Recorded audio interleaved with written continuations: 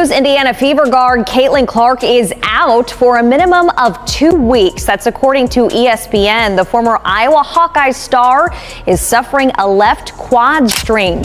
No, man.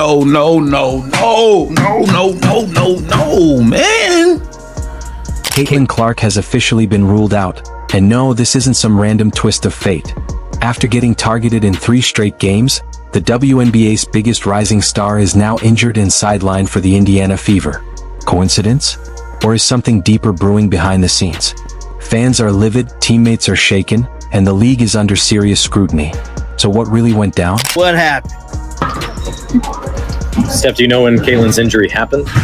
I don't know when it happened. I know afterwards, we got a message that she had something going on with her leg, and they were getting an MRI, and then we got the news yesterday. Was it after the Liberty game on Saturday? Is that our last game? Yeah. Yes. Okay. So Caitlin Clark is out, and fans are furious, absolutely furious with the organization of the Indiana Fever, and it is, again, we don't know. The Indiana Fever could be on the money, but something sounds fishy. Something sounds fishy. And it seems like it does not seem like anything is working out at all right now for the Indiana Fever. After a 2-2 start, they've now lost their best player. Caitlin Clark, the WNBA's golden goose, the savior, the media darling, the single reason half the country suddenly remembered the Indiana Fever as a basketball team and not a Midwestern illness, is now out. Injured. Sidelined. Benched.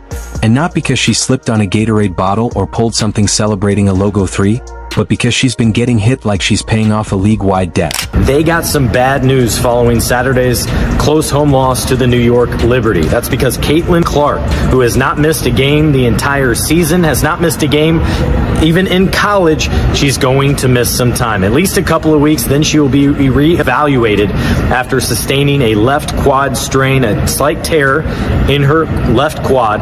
It is a new injury, they say, not the same injury that she was dealing with in preseason. And this is going to send shockwaves throughout the W, because no one thought Caitlin Clark was hurt at all. We all thought this was just low management. We all thought this was really something. And for Caitlin Clark to be out for 2 weeks led us to believe something must have happened in that New York Liberty game that forced Caitlin Clark to go to the doctor to possibly get x-rays. 3 games in a row. 3. That's not coincidence. That's a pattern. That's a strategy. That's teams looking at Clark and collectively deciding, you know what? This league could really use fewer ratings and less attention. Because apparently the new WNBA blueprint is simple. If you can't match her stats, break her spirit or her body. Make her wish she'd stayed in Iowa, where the biggest threats were a rogue corn mascot and an overly enthusiastic farm dog, not full-speed hits disguised as defense.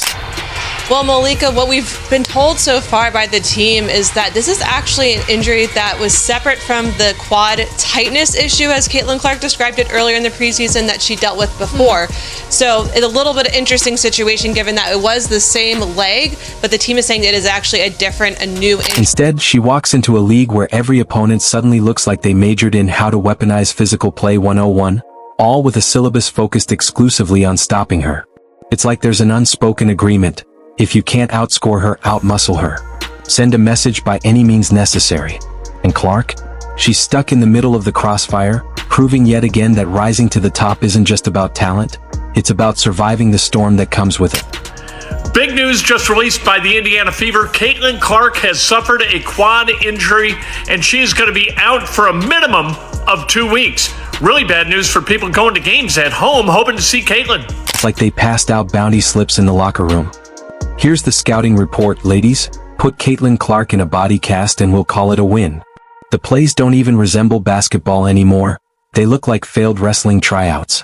Elbows flying, shoulders launched like heat-seeking missiles, defenders racking up more fouls than a toddler learning personal space. And now, she's out for 2 weeks, which in WNBA time might as well be 2 years, because let's be honest, the entire league has been riding on her back. Correction, on her bruised, elbowed, hip-checked back.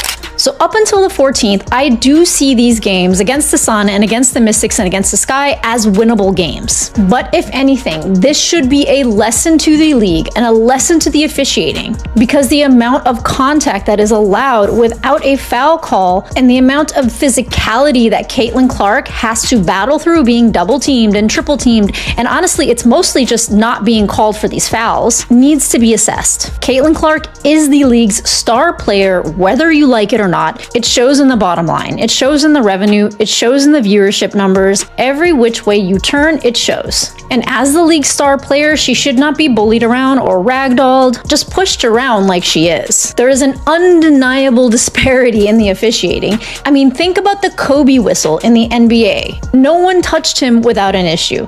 I remember Draymond Green saying if anything happened to Steph, Draymond Green would get up in a player's face. You'd think a league starving for attention would do everything short of wrapping its biggest star in bubble wrap to protect the only player who can trend on Twitter without an arrest involved. But nope. Instead of treating her like the investment she is, they threw her onto the court like a crash test dummy and let the veterans go to work.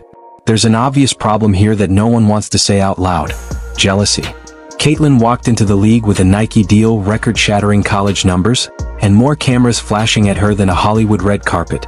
And some players clearly didn't take that well. I wanted to share with you guys an article that I found that honestly gives us so much insight into the WNBA referees, how they are hired, how much they make. And there's one section that really stood out to me, and they break down essentially why they are making the calls that they make. And they also talk about the influx of new fans flooding to the WNBA. They talk about Caitlin Clark a little bit. This article to me was really telling. It actually came out in January, but it was published by SB Nation, and it's entitled "How WNBA Referees Are Scouted, Trained, and Held Accountable Explained." Meanwhile, some of these players have been in the league for a decade and still couldn't sell out their own family reunion. So instead of leveling up, they decided to play bumper cars with her knees. This isn't physical play. This is targeted aggression dressed up as tough defense. Caitlin's trying to run an offense, and her defenders look like they're auditioning for the next Fast and Furious. Every possession feels like a flashback to a contact sport no one signed up for. Oh, you thought this was basketball? Welcome to the Thunderdome.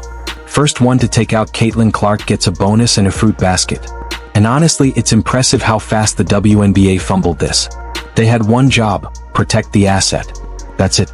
Not rocket science.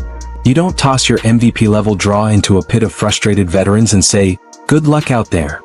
That's like dropping a goldfish in a shark tank and being shocked when there's no goldfish left.